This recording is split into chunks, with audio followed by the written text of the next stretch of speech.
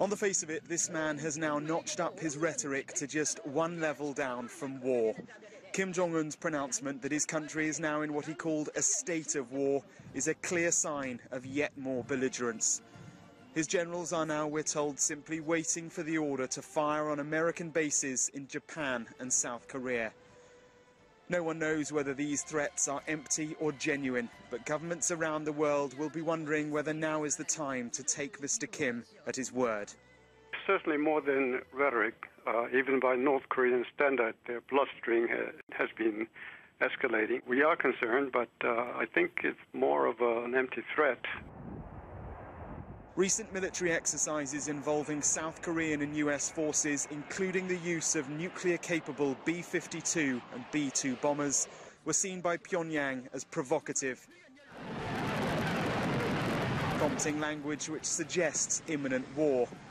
And yet sources speaking to Sky News from Pyongyang suggest that life is continuing as normal. In Seoul, a very real target for Pyongyang, the Defense Ministry claims that nothing has changed, and this is all just part of a series of provocative threats. A series of North Korean threats, such as announcing an all-out war, scrapping the ceasefire agreement and the non-aggression agreement between the South and the North, cutting the military hotline, entering combat-ready posture number 1 and entering a state of war are unacceptable, harming the peace and stability of the Korean Peninsula.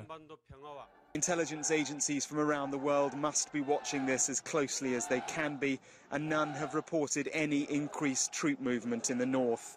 However, with both sides encouraging the other to flinch first and so many troops on high alert, the opportunity for a misunderstanding or accident is extreme. There's a big difference now, I think, compared to a few years ago. North Korea has the added confidence of having successfully tested a satellite, have developed its nuclear capabilities. The third test has materially enhanced its, in a sense, its strategic reach and its strategic threat. So I think we need to take him very seriously indeed. For now then, this remains a war of words, but an entirely unpredictable one with plenty at stake. Mark Stone, Sky News in Tokyo.